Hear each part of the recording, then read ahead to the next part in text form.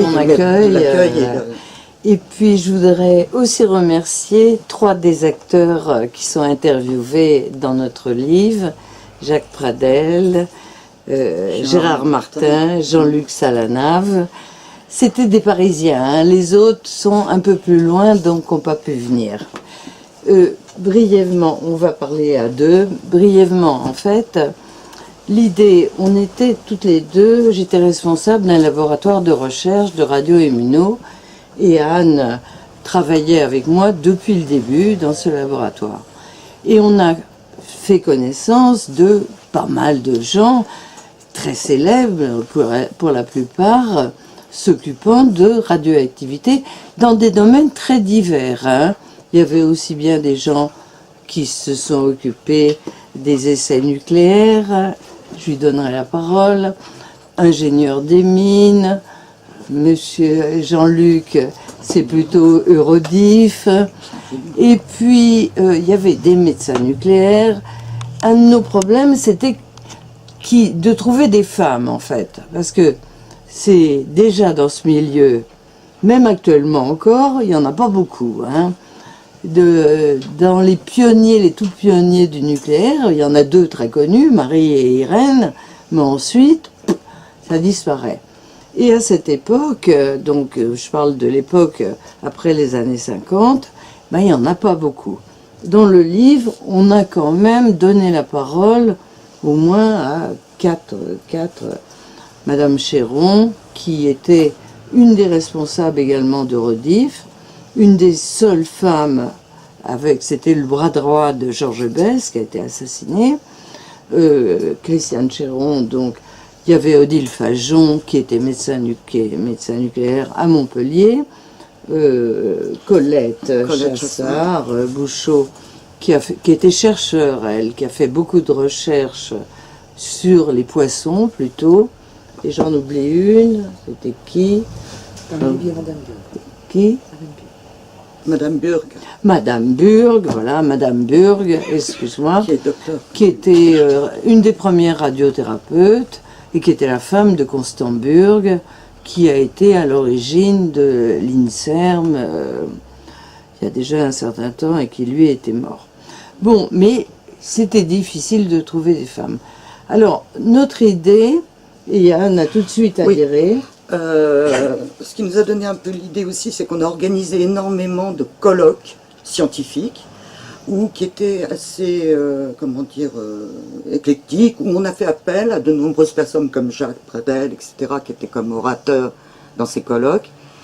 Et on s'est lié d'amitié avec toutes ces personnes, qui nous ont, au fil du temps, par amitié, raconté plein d'anecdotes, des morceaux de leur vie. Et on a eu peur que cette mémoire se perde, que toutes ces anecdotes sur leurs travaux, leurs recherches, leurs passions aussi, se perdent. Et on s'est dit, pourquoi on les interviewerait pas? Et pourquoi on ne reproduirait pas leurs propos, qui nous racontent leur vie? Et c'est à ce moment-là qu'on a commencé à rédiger, à les écouter, à les interviewer, les enregistrer, puis reproduire leurs propos sur papier. Oui, parce que, en fait, les gens, dès qu'on dit qu'on travaille dans le nucléaire, que ce soit du civil, du militaire ou autre chose, de la recherche, on est tout de suite accusé d'être, payé par un lobby nucléaire quelconque, etc. Des gens très psychorigides, enfermés dans leurs convictions. Or, les gens qu'on fréquentait étaient tout à fait des gens normaux, hein, comme vous et moi, comme toi qui es musicienne, Claire. C'était des gens tout à fait normaux et on voulait donner cette image, en fait. Il n'y avait pas cette image d'élitisme, d'arrogance. Enfin, jamais on l'a retrouvé. Jamais on l'a retrouvé. Donc, on a proposé ça, il y en a une vingtaine, hein. On aurait pu en trouver beaucoup d'autres, mais c'était les gens qu'on fréquentait, et en disant bien qu'on voulait du vécu, qu'on voulait leurs peurs, leurs anecdotes, leur famille, leur trajet, et il n'y en a qu'un seul qui en fait a refusé. Les autres ont vraiment joué le jeu, de raconter un peu leur vie, leurs doutes, leurs joies, leurs déceptions, voilà. Et donc, il y a eu quand même 2 personnages, et ensuite on verra les autres, 2 personnages qui étaient essentiels.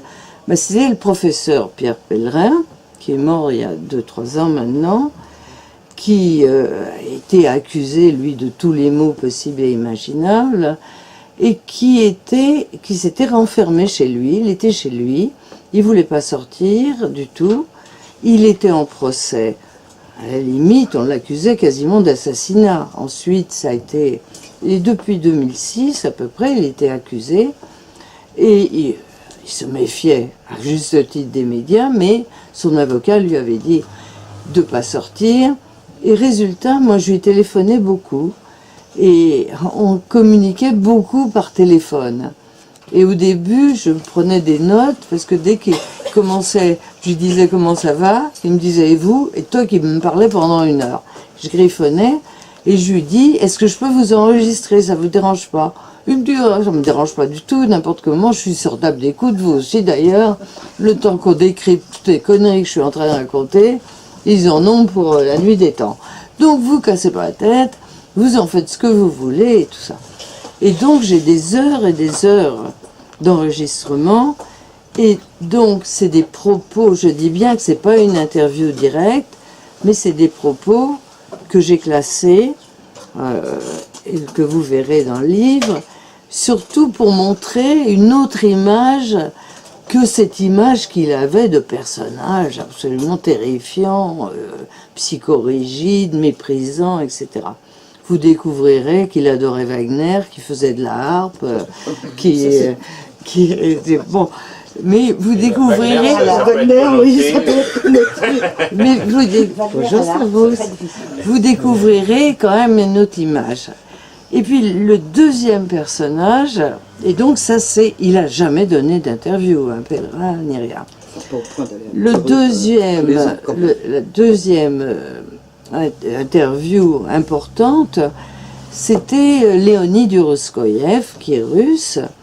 Et là, c'est par Henri Lehn, notre ami Henri Lehn, qui lui est décédé, mais dont il y a une interview qui est extrêmement drôle, parce que lui, il a travaillé, quand il a commencé à travailler, il le raconte, moi j'ai travaillé dans la bombe atomique, et il a démarré comme ça, dans la bombe atomique, et il raconte son histoire, et il m'avait dit, il faut que je te présente Léonide, que j'ai très bien connu, parce que ça a été un des responsables de la centrale de Tchernobyl. Non, il n'a pas été responsable de la centrale de Tchernobyl.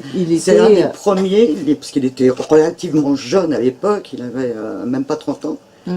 Et il est parti en tant que ce qu'on appelle les travailleurs de l'urgence, pas les liquidateurs, les travailleurs de l'urgence. Il est parti en juillet jusqu'à septembre 86. 86. La centrale était encore fumante. Bien chaud. Bien chaud. Bien chaud. Mais vraiment, il n'était pas du tout responsable de la centrale de Tchernobyl. Hein. Il est parti, c'était un ingénieur de l'Institut Kurchatov à Moscou. C'est l'institut qui avait produit les plans. Il explique dès le départ, il s'est senti, comme c'était l'Institut Kurchatov qui avait culpabilisé du fait qu'ils avaient participé à, à la création du réacteur, ils se sont sentis un peu coupables. Et ils sont partis volontaires en tant que travailleurs d'urgence. Hein, c'est pas un liquidateur. Il est vraiment parti là-bas. Avec une mission. Avec une mission, bien entendu. Ils ont fait donc des cartographies de la centrale, des cartographies aériennes de la centrale. Donc voilà. Et puis repérer tous les chemins. Les points chauds qui restaient, puisque tout avait éclaté en fait. Voilà. Donc il a mis au point un appareil pour visualiser ces points chauds. Et cet appareil, il fallait le mettre sur un hélicoptère pour survoler la centrale. Et pour ensuite dire aux gens, attention, ici, au point du dédale X, Y et Z, attention, il y a un point très chaud. Et donc il nous a raconté, d'abord en russe et ensuite en anglais, il nous a raconté cette expérience qui est absolument extraordinaire et tout à fait intéressante au niveau de Tchernobyl. Ça, c'est tout ce qui est original. Mais ensuite, on a fait d'autres interviews. Donc, tous les témoignages sont exceptionnels. Je ne crois pas qu'il y en ait un qui, si effectivement, d'avoir un travailleur de l'urgence à Tchernobyl, un russe qui est parti, c'est vraiment exceptionnel. Mais tous les autres sont très attachants, on voit toute leur, leur vie, comment ils ont abordé le nucléaire aussi, comment ils ont commencé dans le nucléaire, leur joie, leur déception. Et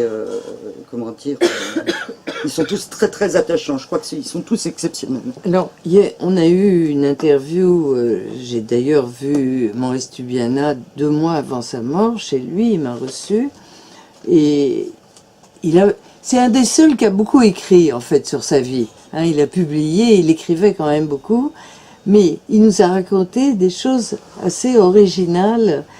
Là encore, il a bien joué le jeu. Marcel Boiteux, qui est donc, lui, est encore vivant, malgré ses 93 ans, président d'EDF, lui aussi a joué le jeu, a raconté des anecdotes, en particulier, lui aussi, il devait partir à STO, etc., il s'est enfui, et il a fait la guerre, etc. Il raconte pas mal d'anecdotes aussi dessus, et aussi son pessimisme sur la situation actuelle d'EDF.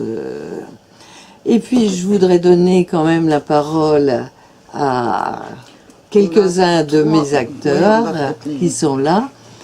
Jean-Luc Salanave, vas-y, tu expliques un peu ton parcours. Oui, je peux me présenter rapidement. Oui. Donc c'est vrai que j'ai participé à l'aventure Eurodif, c'était cette énorme usine d'enrichissement d'uranium. On va peut-être, oui, voilà, parce qu'il y a peut-être certaines personnes qui ne savent pas ce qui a été construite Eurodif. dans les années 70. Moi, c'était mon premier boulot comme jeune ingénieur. Je rentrais à l'époque de Nouvelle-Calédonie, j'avais enseigné pendant 2 ans, j'étais déjà 100% écolo. Et il s'est trouvé qu'à l'époque, on avait un certain nombre de craintes et de peurs par rapport au nucléaire. Et moi, j'avais envie de voir de l'intérieur ce que c'était. Et donc, je suis rentré dans cette aventure. Et vraiment, je ne l'ai pas regretté parce que ce serait à refaire. Je le referai aujourd'hui. Et à ma grande surprise, donc j'ai découvert qu'effectivement la radioactivité, c'était dangereux, mais que c'était parfaitement maîtrisable. Et surtout, j'ai découvert que les gens avec qui je travaillais, qui pour la plupart venaient à l'époque, dans les années 70, certains d'entre eux des programmes militaires, et ils s'étaient reconvertis dans le nucléaire civil, c'était eux les vrais écolos, parce qu'ils n'avaient qu'une idée en tête, c'était tous les jours d'améliorer un peu mieux nos procédés, de faire en sorte que l'environnement de cette énorme usine soit aussi propre qu'il était avant. Tout le monde habitait dans la région, tout le monde avait des enfants, des petits-enfants. On n'avait aucune raison, aucun d'entre nous, de polluer cette magnifique région qu'est la Provence. Et c'est là que j'ai découvert qu'il y avait finalement 2 types d'écologie. Il y avait les écologistes de l'intérieur, c'est ce que je raconte un peu dans ces quelques lignes, parce que moi, mon interview est très, très courte, qui vraiment, chaque fois qu'il y avait une anomalie, et quelque chose qui m'a frappé aussi, c'est que les incidents, et il y en a eu des gros incidents. Moi j'ai été plusieurs fois avec le masque sur la figure, surtout une usine comme celle-là qui était un peu un prototype, et quand on la démarre, il y a des tas de choses qui ne se passent pas normalement, mais comme dans toutes les activités humaines. Et chaque incident a été vraiment l'occasion, d'abord, de resserrer les rangs, d'essayer de comprendre ce qui s'était passé, et surtout de tout faire pour que ça ne se reproduise plus. Et c'est exactement ça l'histoire du nucléaire, c'est-à-dire que le nucléaire n'a pas arrêté de s'améliorer, que ce soit le nucléaire du cycle du combustible dans lequel je travaillais, mais le nucléaire des réacteurs aussi. Et aujourd'hui, je suis toujours écologiste, je milite même dans 2 associations écologistes, Sauvons le climat, l'AEPN, l'Association des écologistes pour le nucléaire, mais je suis à 100% pro-nucléaire parce que j'ai des enfants, j'ai des petits-enfants. Je construis une maison bioclimatique dans une petite vallée des Pyrénées. J'ai construit mon premier capteur solaire dans les années 70. C'était pas un capteur photovoltaïque, je vous l'accorde. Et le photovoltaïque, je pense que c'est encore trop tôt, je n'y crois pas. Mais le nucléaire m'a apporté la conviction que c'était une énergie d'abord aussi naturelle, sinon plus que beaucoup d'autres. C'est l'énergie peut-être la plus répandue dans l'univers. C'est l'énergie nucléaire qui alimente toutes les étoiles depuis le Big Bang. C'est une énergie, et ça vous le savez peut-être pas, mais qui est recyclable. On parle beaucoup d'économie circulaire, mais le nucléaire justement, et en particulier en France, ça n'a pas été le cas aux États-Unis et dans beaucoup de pays qui ont refusé de retraiter. Non, mais en France, on retraite le pas. combustible. Pourquoi? Parce qu'un combustible nucléaire qui sort d'une centrale après avoir fait 3-4 ans de bons et loyaux services pour produire de l'électricité, 96% de ce combustible usé peut encore produire de l'énergie. 96%. Si on pouvait faire pareil avec l'essence qu'on met dans nos voitures, ce serait miraculeux. Et donc, on peut en recycler une bonne partie. Alors aujourd'hui, c'est vrai qu'EDF en recycle une petite partie, peut-être 25%, mais il y a des réacteurs du futur qui permettront de recycler 96% de cet uranium usé. Et aujourd'hui, rien que les stocks d'uranium et de combustible usé qu'on a dans ce pays permettraient d'alimenter des réacteurs de génération 4, comme on est en train de les préparer, pendant plusieurs milliers d'années. Alors des milliers d'années, ça ressemble, ou alors j'y comprends rien, à quelque chose de presque renouvelable. Oui. Est-ce que le nucléaire est moins renouvelable que le photovoltaïque, enfin le solaire ou l'éolien? Moi je considère qu'il est au moins aussi renouvelable. Voilà.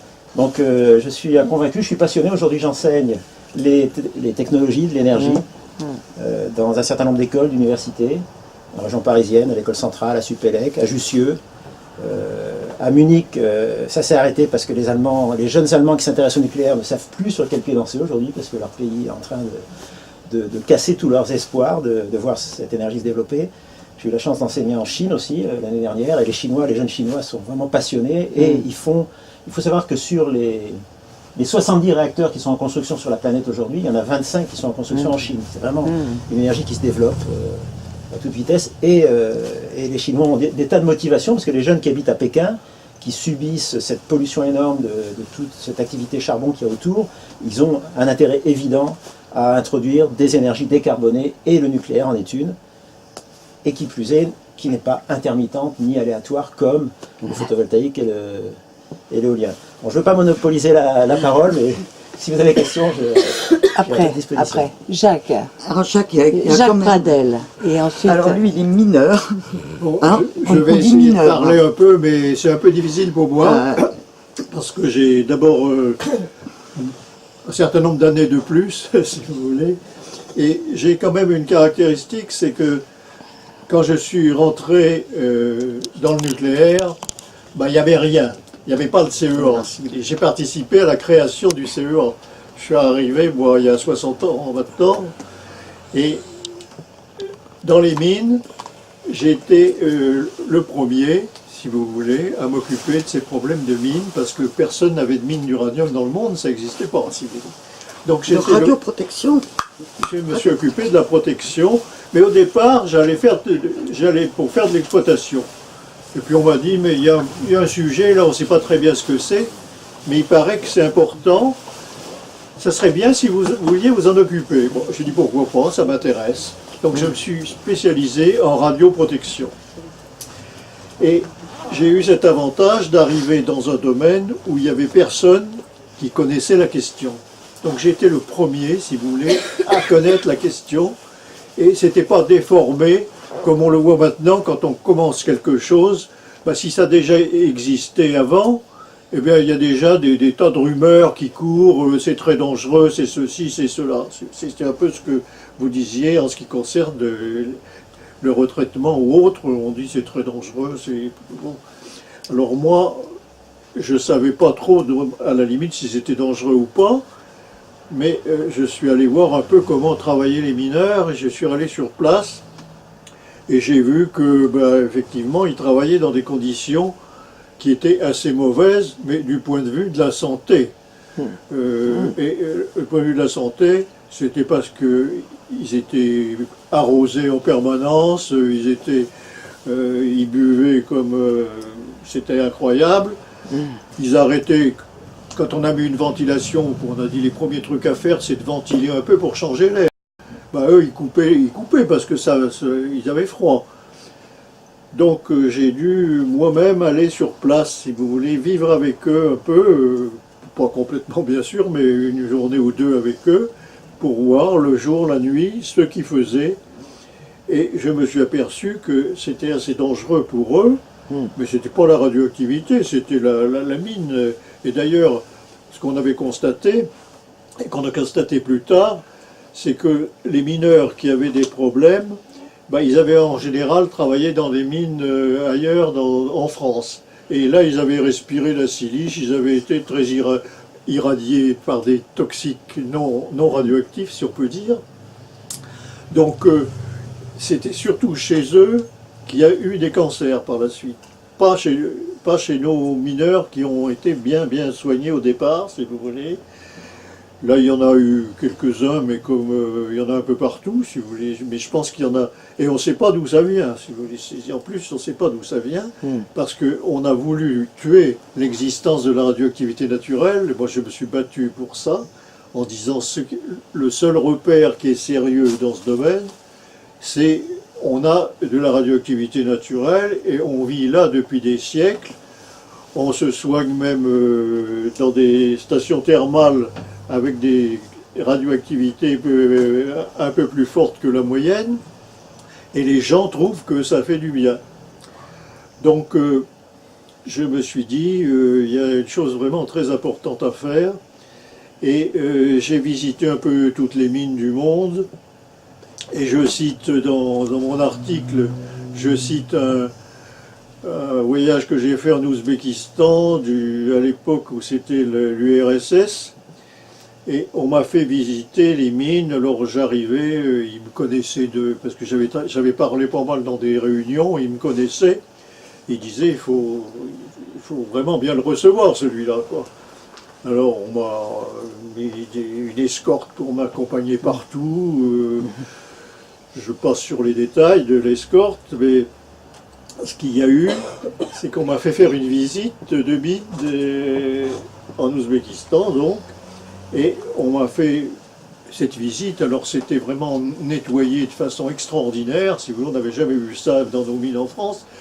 Il y avait des petits graviers partout qui avaient été mis ça la veille pour que quand on passait dans les galeries, on marchait sur une terre magnifique, si vous voulez. Et puis ils arrosaient, enfin ils faisaient vraiment ce que j'avais recommandé de faire, mais ils en ont fait même plus que moi, parce que ils m'ont dit, mais vous voyez, nous on fait comme vous. Alors ils avaient mis des trucs sur les parois minières. Alors moi j'avais dit dans une conférence, ah ben, il serait peut-être intéressant qu'on mette des produits qui absorbent le radon, le gaz qui se dégage des mines. Et j'avais dit, ben, je crois que j'avais dû dire, on pourrait peut-être utiliser des vieilles huiles de vidange ou des choses comme ça, parce que l'huile capte le radon. Et quand j'ai fait cette visite, ils m'ont dit, ben voyez, nous on fait comme vous, hein. Ah, j'ai dit, bon, c'est quoi ça? C'était de l'huile de vidange. Ah, j'ai dit, ben oui, mais nous on le fait pas encore. Non mais vous êtes un peu modeste parce que vous étiez la France, et notamment vous étiez la référence mondiale au niveau de la radioprotection dans les mines. Dans les mines. Oui, mais enfin, c'est ça que vous voulez dire aussi, enfin, faut le dire. On avait dit, on pouvait la faire France ça, à l'époque, bon, on était vraiment là. Ça éviterait, si on a des chantiers particulièrement difficiles, on pourrait envisager peut-être de mettre un peu d'huile sur les murs, ça serait pas gênant. Et ben eux, donc j'ai été reçu comme le roi du nucléaire. Alors, d'autres choses que je peux vous raconter, c'est que en ce qui concerne personnellement, je n'ai jamais eu peur du nucléaire. J'ai des enfants qui ont vécu à La Hague, qui ont vécu partout dans les centrales, enfin les usines du CEA ou d'Areva ou de tout ça. Et mes petits-enfants, moi je les emmenais sur les plages de La Hague, on se baignait ensemble, et si j'avais eu peur, je les aurais pas emmenés quand même dans ces endroits. Et ils y ont vécu, Alors, on est assez dit, je crois. Peut-être Gérard. Alors, on a encore un autre radioprotectionniste. Oui, Gérard, moi. Ah ben oui, bien sûr, ben Voilà. Gérard, à toi. qui lui s'est occupé de quand la... tu m'as demandé de faire une interview, bon, je ne pensais pas que ça irait jusqu'à un livre et que tu serais aussi pugnace pour arriver à faire sortir cela. Donc j'ai livré en vrac un certain nombre de choses. Hein. Bon, c'est pas de la littérature, c'est du vécu. Alors, une carrière, c'est une suite d'enchaînements parfois sacrément bénéfiques. Bon, parfois, on a de la chance. Hein. La première chance, ça a été d'être à l'Institut du Radium et d'avoir 2 profs, enfin même 3. Il y avait Brossel, il y avait Cohen Tanouji qui a été prix Nobel, et puis il y avait Teillac qui est devenu haut commissaire. Donc quand on a des profs comme ça, eh bien ça, d'un seul coup, je me suis dit, le nucléaire c'est quand même formidable, hein, ça produit une énergie fabuleuse, je veux faire du nucléaire. J'ai eu la chance, par une infirmière, de connaître un des grands directeurs d'EDF, qui était le patron de la production thermique à l'époque. Et donc j'ai eu un rendez-vous, et il m'a dit, bon, je veux bien vous embaucher, pas de problème, mais pas dans le nucléaire, parce qu'on désalaire, on est parti trop tôt, hein. Maintenant on désalaire. C'était en 63, je crois, ou 64. Et puis, faites votre service militaire, puis vous reviendrez me voir après. Je fais mon service militaire, et là, le commissaire à l'énergie atomique me prend comme stagiaire militaire, et moi, comme toi, j'ai une fibre écologique, hein, vraiment. Bétonner la France, ça m'ulcère, hein, je dis il faut limiter le bétonnage de la France, couper nos forêts de feuillus, là ça me rend malade, hein, et on me colle dans un service qui était protection des sites. Alors je me dis tiens, ils savent que je suis un petit peu, que j'aime les sites, et à une époque je m'étais dit pourquoi je ne ferais pas les eaux et forêts. Et je tombe dans un service, puis on me dit, voilà, nous on fait la radioprotection des essais nucléaires, alors tu pars au Sahara pour te former un peu, on fait des tirs là-bas, tu iras là-bas. Alors bon, moi j'avais jamais voyagé, bon, formidable, bon, je vais au Sahara, je suis tombé dans un monde alors de mineurs, alors ils avaient embauché des gros tas mineurs, c'était souvent des anciens mineurs, des prospecteurs, donc toute une armée de gars un peu rugueux. Hein. Donc moi, petit ingénieur, je rentre là-dedans. Alors c'était, on vous fait Cardinal Paf. Alors bon, Cardinal Paf, c'était, il y avait tout un truc à réciter. Si on se trompait, on buvait un verre. Moi, j'ai jamais voulu marcher. Alors j'étais au départ un peu mal vu parce que moi, je voulais pas. J'avais renversé un verre de vin sur les chaussures en disant, moi, je suis pas d'accord. J'avais jamais bu un verre de vin à l'époque. Bon, maintenant, c'est plus le cas, hein. À 20 ans. Et je me suis retrouvé dans ce milieu, hein, alors où je me suis beaucoup amusé, parce qu'ils faisaient des farces. Hein. Les gens qui étaient en scaphandre, on leur mettait des grands scaphandres, il y en a un qui lui foutait une mouche à l'intérieur, et puis il voyait la mouche, et ils ne pouvaient pas, des trucs comme ça. Ou alors ils arrosaient le scaphandre en plein Sahara. Alors évidemment, avec la chaleur, le gars il était frigorifié dedans. Enfin, c'était tout un tas de petits trucs qui m'ont beaucoup amusé. Et puis, après ça, il y avait le Pacifique. Alors moi, j'avais jamais vu un cocotier, j'avais jamais vu... Oh, je me dis, pourquoi continuer un peu? Puis j'ai un patron qui me dit, si tu veux, moi je voulais partir du CEA, je dis, c'est trop... Bon, ça c'est trop administratif, hein, c'est un grand truc, moi, bon... il me dit, mais vous pourrez toujours après, vous n'êtes pas pressé, moi j'ai un truc super à vous faire là. Bon, je dis, il y a peut-être raison, donc je reste. Et je me suis retrouvé dans les essais nucléaires, la radioprotection des essais nucléaires à Mururoa. Je me suis retrouvé. Alors là, c'est pareil, bon, il y a des gens de chantier un peu rugueux, vraiment, alors on est très éloigné de la famille, quoi, hein, mais c'est formidable, c'est une formation. Et là, j'ai vécu un certain nombre de choses, dont certaines, j'en ai parlé, puis il y en a d'autres, bon, je n'ai pas eu le temps, hein, mais vraiment, je dois dire, puis après, du coup, j'ai pu quitter le CEA, j'ai eu à un moment une opportunité de partir dans une autre entreprise, puis je me suis dit, moi quand même, je suis très bien, et puis après, on m'a donné, alors là, je dois dire, je reconnais que la défense a été très, très sympa avec moi, parce que vous savez qu'il y avait une concurrence entre les armées et le CEA qui était très forte, parce que le CEA devait expérimenter, développer l'arme nucléaire et l'expérimenter. Et les armées étaient responsables de la sécurité. Donc il y avait un espèce de service mixte au milieu, dans lequel il y avait moitié de CEA et moitié de militaires. Et ce service mixte, c'était la bagarre qui allait diriger le truc. Alors c'était après, tout le monde s'était mis d'accord, ça va être un CEA, puis après un militaire, après un CEA, on panache. Et donc, il y a eu ce panachage, et puis je me suis retrouvé à diriger ce service de radioprotection. Et quand il a fallu, au moment des souterraines, il y avait un service de contrôle biologique qui était surtout de pharmaciens et de toubibs. Et à ce moment-là, ce service qui s'appelait dans notre jargon le SMCB, c'était un service parallèle au mien, et il a fallu les réunir ensemble. On a dit, bon, pour alléger les structures, ça sera quand même mieux. Et les armées, là, moi, contre toute attente, m'ont donné la direction de cet ensemble-là, alors que j'étais civil. Alors bon, je dois dire, je vois une fière chandelle au général qui commandait, il avait confiance en moi, et il m'a donné les deux services. Et là, ça a été la confrontation du monde de l'ingénieur et du monde de la médecine. Et là, j'ai trouvé ça formidable, parce qu'on n'a pas du tout les mêmes repères.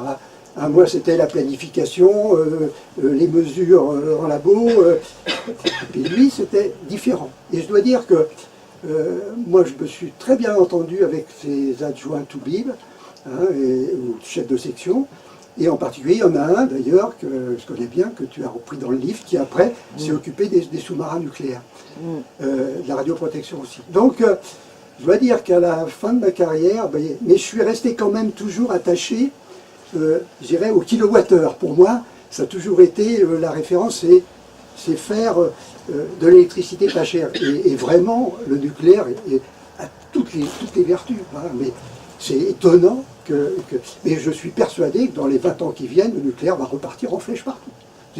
Moi, et mon petit-fils, j'espère, je le pousserai pour qu'il aille faire le nucléaire. Hein. Mais bon, c'est lui qui choisira, hein, c'est pas moi. Voilà. Juste un mot sur l'écologie. C'est un point très important que vous avez tous abordé. Moi aussi, je fais partie de la EPN, l'Association des écologistes pour le nucléaire, mais il y en a un dont il y a une interview, c'est Luc Foulquier. Luc Foulquier a été envoyé par le CEA pour ouvrir en 1964 le premier labo qui s'appelle de radioécologie à Pierre-Latte. Et ils ont tout monté, au début c'était des bricolos, hein, ils ont tout monté pour s'occuper des effets des radioéléments, des déchets des centrales, il y en a plein autour de Pierre-Latte, aussi bien civils que militaires, sur l'environnement, les poissons, les hommes, etc. C'est donc été un des premiers à s'occuper de l'écologie, de l'environnement et des effets de la radioactivité. Et il différencie très très bien au niveau de l'écologie, ce qui est une écologie idéologique, hein, que ce soit Greenpeace, la CRERAD, etc., etc., et une écologie scientifique qui existe réellement. Voilà, j'espère qu'on vous a donné envie de lire il y a peut-être des le livre. Première thèse, il est docteur en écologie terrestre et lignite. C'est la première thèse scientifique en décembre 66. Il est titulaire, Luc Foulquier, titulaire de cette thèse. Alors, je ne sais pas s'il y a d'autres questions. Moi, je vais lancer le débat, puisque les écologistes totalement hostiles au nucléaire, finalement, il y en a pas mal dans le quartier, ne se sont pas pointés pour affronter un débat dialectique, mais je vais essayer de me faire leur avocat. Donc, alors première, pour être dans le concret, là actuellement, tout le monde a entendu parler des déboires des centrales EPR, etc., qui coûtent une fortune, dont le développement est retardé dans des proportions considérables, avec d'innombrables scandales de défauts de fabrication, etc.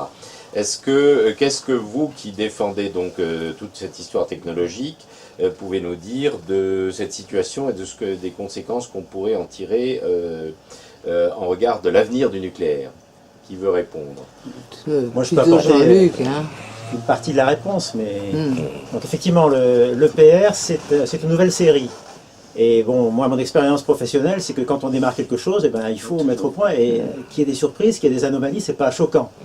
Alors effectivement, vous dites, ça commence à coûter une fortune. Alors c'est vrai, on lit dans la presse que l'EPR de Flamanville, au départ, il était prévu à 3,5 milliards. Aujourd'hui, la facture est plutôt autour de 10 milliards. Mais 10 milliards, qu'est-ce que c'est si on fait le calcul ramené justement au kilowattheure? C'est un réacteur qui est conçu, alors bien sûr qu'il y a la ceinture, les bretelles, qu'il y a qui a toutes les, il faut qui a sûr que tenu sur compte de aussi toute sur- l'expérience de Tchernobyl, de sûreté. Fukushima et le reste. Et c'est un réacteur qui en plus est conçu pour fonctionner entre 60 et 80 ans. Il va produire, je vous laisse faire le calcul de votre côté, mais il va produire 600, pendant sa durée de vie, il va produire 600 TWh. Si vous faites la division des 10 milliards par 600 TWh, vous tombez sur un chiffre qui est 14 euros par mégawattheure. 14 euros par mégawattheure, c'est aujourd'hui, c'est rien du tout par rapport aux 300 euros par mégawattheure du kilowattheure photovoltaïque, c'est rien du tout. Et quand on sait en plus que, pour revenir à l'aspect économique justement, on verra après les aspects radioprotection, mais quand on sait que le nucléaire, à la différence de la production d'électricité à partir du gaz, le nucléaire c'est justement l'investissement initial qui coûte. Le combustible ne coûte presque rien. L'uranium, il représente, suivant les pays, entre 10 et 15% du coût du kilowattheure. C'est vraiment l'outil, le réacteur qui est l'essentiel du coût de production. Si vous faites le calcul, vous apercevez que même cet EPR qui commence à coûter une fortune selon certains critères, et c'est sûr que les écologistes, Europe Écologie Les Verts, ne se privent pas de dire on est passé de 3 milliards à 10 milliards, ça ne représentera presque rien sur le coût du kilowattheure et ça n'empêchera pas que ce kilowattheure nucléaire restera le moins cher du monde. Et c'est comme pour Fessenheim, on s'apprête à fermer Fessenheim, mais c'est un scandale, c'est un réacteur complètement amorti qui produit aujourd'hui les kilowattheures les moins chers du monde. Moi qui étais responsable de l'usine de Rodif, donc cette usine, pour ceux qui ne connaissent pas, c'était une usine énorme qui, malheureusement, on l'a arrêtée depuis 2012 parce qu'elle était très gourmande en énergie, elle consommait 3 réacteurs nucléaires. Et elle consommait l'équivalent en électricité de toute la ville de Paris. Donc c'était un consommateur industriel énorme et j'ai eu la chance pendant 10 ans d'être responsable de cet approvisionnement en électricité. Bon, je connais bien le marché de l'électricité et je sais que les réacteurs amortis, des 58 réacteurs d'ailleurs du parc EDF, aujourd'hui produisent une électricité qui est imbattable. C'est pour ça qu'on exporte d'ailleurs en Europe autant d'électricité. Et pour revenir à Fessenheim, moi j'ai eu l'occasion, je ne vais pas dire le chiffre, mais, parce que c'est un secret commercial, mais d'acheter de l'électricité à bien plaire, comme l'appelait EDF, en été, parce qu'en été, on a dans ce pays, on n'a pas beaucoup de climatisation encore, il y en avait encore moins il y a 40 ans, à des prix qui sont de l'ordre de 10 euros du mégawattheure, c'est-à-dire 5 fois moins cher que les prix de marché et 20 fois moins cher que les kilowattheures photovoltaïques ou éoliens qu'on produit aujourd'hui. Je réponds qu'en partie à la question. Oui. Peut-être vous vouliez ajouter quelque chose? Oui, je pense quand même, si on retrace un peu ce qui s'est passé, moi je me souviens que Pellerin m'avait dit les 900 mégawatts qui sont les premiers réacteurs que nous avons fait, que EDF a fait, eh bien ce sont des horloges. Ça marche super bien. Et ils ont bénéficié, alors à l'époque quand même, je crois qu'un des patrons d'EDF, ce qu'il avait un peu demandé à l'autorité de sûreté, c'est de dire, bon, vous m'emmerdez pas pendant 5 ans, et puis après, donc je construis les mêmes, et puis après, on fera un tour d'horizon pour voir ce qu'on peut améliorer. Mais vous ne me changez pas tous les ans. Hein, alors moi, c'est ce que j'ai entendu. Et Pellerin a profité de TMI, il s'est dit, bon, il a fait, je crois que c'est lui, Tremael, l'accident oui, Fremantle, du seul réacteur qui est pareil que les nôtres. Le syndrome chinois. Bon, du PWR. Enfin, c'était le film. Ouais. C'était le titre du film. Voilà. Donc il s'est dit, s'il y a des rejets, ce qui va être gênant, c'est le césium qui peut aller sur des terres agricoles. Et là, il faut mettre des filtres à sable. On va mettre des filtres à sable pour pouvoir rejeter de l'enceinte, pouvoir rejeter à l'extérieur. Et puis on va mettre à l'intérieur un recombineur d'hydrogène, parce que les Américains ont eu très peur d'une explosion hydrogène. Donc il a fait mettre ces deux... et si les Japonais avaient eu ça à Fukushima, ben, il ne serait rien passé. Hein, le recombineur d'hydrogène aurait évité les en dehors du tsunami quand même et de ces 15 000 non, mais ça, le Tsunami, oui, l'arrêt du tsunami, ça ne pouvait pas éviter. Alors, aujourd'hui, on se trouve pour le PR dans une situation qui est très différente. Au fur et à mesure, l'autorité de sûreté s'est dit, on va améliorer. C'est son boulot, hein. Elle dit, bon, c'est leur fonds de commerce. Bon. Donc, on a fait des doubles enceintes. Hein. Ces doubles enceintes, après, on dit, on va mettre une peau. Après, l'air qui est à l'intérieur, on va le filtrer. Bon. Donc, il y a tout un tas de choses. Et puis, pour le PR, là, on est allé encore plus loin. C'est de dire, bon, on va faire une quadruple redondance. Quand on a besoin d'une pompe, on en met 4. comme dans votre voiture, vous avez besoin de 4 roues, on vous en met 16. Hein. Et puis... Est-ce bien utile voilà. Et on va de mettre 16 roues si 4 suffisent? Ben non, parce que les 4 suffisent peut-être pas. Si vous éclatez une roue, Oui. hein, ben vous pouvez avoir un accident. Donc l'autorité de sûreté vous dirait, il faut doubler chaque roue. On en met que 8. Hein. Oui, bon, d'accord. Comme ça, vous pouvez J'ai éclater... mais bon, alors ça c'est... Alors l'autorité de sûreté, aujourd'hui, quelqu'un l'a rendu indépendant de tout. Avant, il dépendait du ministère de l'Industrie et du ministère de la Santé. La Santé, c'était Pellerin aussi, ouais. pour la radioprotection, et l'Industrie, c'était le ministre de l'Industrie. Et donc, il y avait... le ministre de l'Industrie disait, attendez, là, vous voulez... Mais vous ne payez pas, vous, hein. Est-ce que... Quel gain va-t-on obtenir en faisant ces améliorations qui coûtent cher, hein? Dites-moi les gains. Aujourd'hui, l'autorité de sûreté a été mise indépendante de tout le monde. Donc, son fonds de commerce, c'est de vendre de la sûreté. Donc, on en ajoute, on en ajoute, on en ajoute. Bon, ça fait un EPR cher. C'est peut-être pas... Bon, c'est pas grave, comme disait mon collègue, c'est que... Bon, le kilowatt, c'est pas ça. Mais ça fait mauvais effet, parce qu'on se dit, mais c'est la ceinture et 3 paires de bretelles. Hein. Parce que on a voulu récupérer le corium, s'il faut, il ne faut pas que... Alors c'est tout un truc, hein, il faut récupérer tant qu'il est liquide, puis après il faut qu'il se refroidisse en couche mince, enfin c'est pas simple du tout, mais ça coûte. Et à chaque fois que l'autorité de sûreté en ajoute une louche, elle ne paye pas. Le prix du kilowatt, c'est nous tous qui le payons.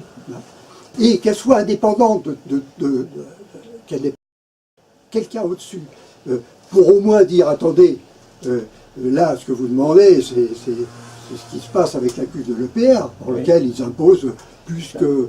La Cour des comptes est en train de le dire. La Cour des comptes est un des rares à dire que c'est pas la peine d'en faire trop de la sûreté. Après ce que tu as dit, bon, c'est en plus un prototype. Bon, donc tout est fait pour essayer de tuer. Alors, de tuer l'EPR, les Verts font leur fonds de commerce, hein, de le tuer. Mais comme tu dis, c'est un prototype. Deuxièmement, il y a trop de sûreté dedans. Il y a trop. Les rapports de sûreté, moi, je suis épaté au genre. Enfin, je suis. Mais excusez-moi, Oui. je crois qu'on a à peu près compris l'argument. La question corollaire, j'en ai une autre derrière, et après je laisse la parole à Alexandre. L'autre argument principal à l'encontre du nucléaire, j'y viendrai tout de suite après, mais pour finir sur ces nouvelles technologies du nucléaire, il y a la situation actuelle, c'est que les gens en arrivent à se poser des questions sur l'avenir, y compris industriel, de la technologie. Qu'est-ce que vous pouvez en dire aujourd'hui ? Il y a l'avenir industriel dans le monde et puis l'avenir industriel en France. C'est sûr qu'aujourd'hui, l'avenir industriel en France, on commence à se poser des questions puisqu'on est en train de scier la branche et peut-être d'en mourir par trop de sûreté. Mais l'avenir industriel, on n'est pas les seuls. On a un confetti sur la planète, la France. On était leaders mondiaux. Il y a 70 réacteurs en construction, on n'en construit que 4. Donc l'avenir industriel, je ne sais pas ce qui sera. Et moi, personnellement, je suis de plus en plus inquiet. Les Chinois construisent des réacteurs. Quelle est la technologie qu'ils utilisent? On leur a vendu et ils ont acheté donc la technologie française, la technologie Westinghouse. Ils construisent des réacteurs sinisés. Donc il y a 2 EPR franco-français en construction en Chine qui vont bientôt être mis en service d'ailleurs. Ils auraient été construits beaucoup plus vite que les nôtres. Les Chinois n'ont pas d'état d'âme sur la qualité. Sous-entendu avec des contraintes de sécurité moindres. Non, pas avec des contraintes. C'est exactement les mêmes. Mais pourquoi ils ont été beaucoup plus vite? Parce qu'ils se sont ont profité des problèmes. Quel problème il y a eu sur le PR finlandais et sur le PR d'ailleurs de Flamanville? Au départ, on a perdu des mois et même des années simplement pour que le génie civil correspondent exactement à la qualité de ce qui était prévu sur les plans. C'est-à-dire que s'il y avait une ferraille qui était déplacée de 1 cm par rapport au plan, l'autorité de sûreté finlandaise a fait arrêter, a fait monter des dossiers de dérogation, etc. On a perdu un temps fou là-dessus. Aujourd'hui, le PR, ce qui vous inquiète, à travers la question que vous avez posée tout à l'heure, c'est tout ce qu'on entend dans la presse sur ces défauts qui ont été mis en évidence par l'autorité de sûreté française, justement, sur la qualité de la cuve.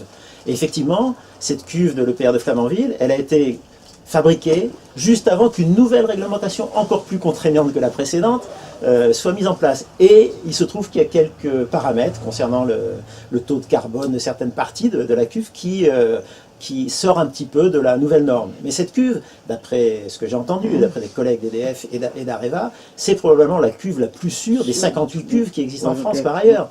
Donc je suis tout à fait d'accord, mais on est tous, autant qu'on est, citoyens, un peu responsables de cette course à la sûreté. Parce que si vous demandez à n'importe qui dans la rue, est-ce qu'il faut que le nucléaire soit plus sûr demain, tout le monde vous dit oui.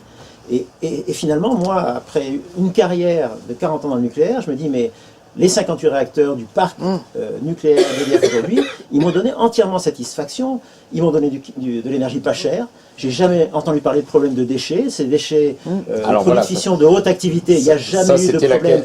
On va peut-être passer tout de suite à cette question-là, puisque c'est évidemment l'argument, l'autre argument massif à l'encontre du nucléaire, notamment des écologistes, qui est quid des déchets qui seraient, selon eux, ils ont des arguments qui semblent assez plausibles là-dessus, une hypothèque posée sur les générations futures. Si vous permettez, une petite parenthèse sur l'EPR quand même. Il y a une chose que j'ai oubliée, c'est que les déboires de l'EPR sont aussi liés au fait que pendant 15 ans, on n'a pas construit de centrale nucléaire. Donc nos politiques sont très responsables, de gauche comme de droite. On a arrêté. Donc tout le tissu industriel qui était bien conditionné, qui savait faire, tous ces gens-là sont partis. Et après, il faut reconstruire, il faut refabriquer une toile d'araignée des sous-traitants qui soient compétents, etc. C'est du boulot. Et si on ne fait pas un deuxième EPR dans la foulée, eh bien, on gaspille encore ces toiles d'araignée que sont ces petites entreprises qui savent faire. Pendant 15 ans, nos politiques n'ont pas fait de centrale nucléaire. Et moi, j'en veux beaucoup aux politiques de droite comme de gauche, à Chirac comme à Jospin, d'avoir bloqué le nucléaire et d'avoir laissé dilapider tout cet héritage. Cela dit, la désindustrialisation de la France n'a pas concerné que le nucléaire pendant cette période. Mais surtout, c'est exact. Oui, moi je voudrais être un petit peu optimiste, si vous voulez, sur l'avenir de la saga, parce que je crois que les hommes politiques actuels vont être très contents, ils vont pas le dire, mais ils vont être très contents de voir qu'il y a des gens qui défendent le nucléaire, parce qu'ils ont tous besoin de défendre le nucléaire. Ceux qui sont au gouvernement actuel, ils sont embêtés parce qu'il y a des écologistes qui viennent les embêter trop, mais ils peuvent rien dire, si vous voulez. Et les hommes politiques actuels ne peuvent rien dire. Ils ont besoin des voix. Et ils seront très contents de voir que ça ne vient pas d'eux, mais qu'il y a des gens qui défendent le nucléaire et qui sont des gens sérieux. Donc moi je suis assez optimiste sur l'intérêt que ce livre va procurer dans le monde politique. Ça ne sera pas reconnu, mais ce sera une influence certainement importante. Alors sur la question des déchets, Alors sur la question des déchets, on peut rajouter une petite chose, si vous voulez, c'est que l'excès de sécurité, l'excès d'application de normes arrive à des choses qui sont ahurissantes. Les eaux minérales actuellement, elles sont traitées pour être décontaminées. Moi je me suis battu en disant aux gens, surtout ne parlez pas de ça, qu'est-ce que vous allez faire? Votre eau, elle est très bonne, les gens sont très contents, ils en boivent, ils se portent très bien. Et bien il y en a qui ont dit il faut décontaminer l'eau. Alors ça a été fait maintenant. Alors on décontamine de l'eau et on a des résidus de traitement à base de je sais pas quoi, enfin il doit y avoir du charbon actif et des machins comme ça. Et ces déchets, on ne sait plus quoi en faire, c'est considéré comme un déchet nucléaire maintenant. Oui, mais si on en revient au cœur du problème, c'est-à-dire les déchets produits par l'industrie nucléaire, les centrales nucléaires, etc. Les produits sont issus si vous de la voulez, terre. ce qui est important, c'est quand même de voir que maintenant, ça soulève des problèmes. Oui, certes, mais on va pas. Oui, mais il s'agit de répondre aux objections majeures et bien connues de tout le monde. Quid des déchets nucléaires? Alors, Qui veut répondre? On a toute une partie dans le livre concernant les déchets nucléaires. Ça pourrait faire l'objet d'une réunion complète. Je pense que les écologistes d'abord ne connaissent rien à ce que sont réellement ces déchets. Les déchets, il y en a qui sont à vie courte, à activité forte, à vie moyenne, à moyenne activité, etc. Les déchets sont différents. Ce qui est stocké actuellement et ce dont parlent les écologistes, c'est des déchets à vie très longue et à activité forte. Enfin, ce qu'il faut. Enfin, Mais C'est pas vraiment la réponse Oui, à c'est la la réponse question. à la mais c'est n'oublions vas-y, pas, vas-y. déjà, faut donner un ordre d'idée. Effectivement, on a quand même une agence nationale, comment dire, pour les déchets radioactifs, l'ANDRA, française. Nous, comme l'expliquait, je crois que c'est Jean-Luc l'expliquait, on retraite nos déchets. Ce qui fait on retraite notre combustible, ce qui fait qu'on a très peu de déchets. Pour vous donner un ordre d'idée, ce qu'on disait, les déchets les plus dangereux correspondent comment dire, de 1975, début des centrales nucléaires, jusqu'à 2004, je viens de vérifier le chiffre, à 1800 mètres cubes.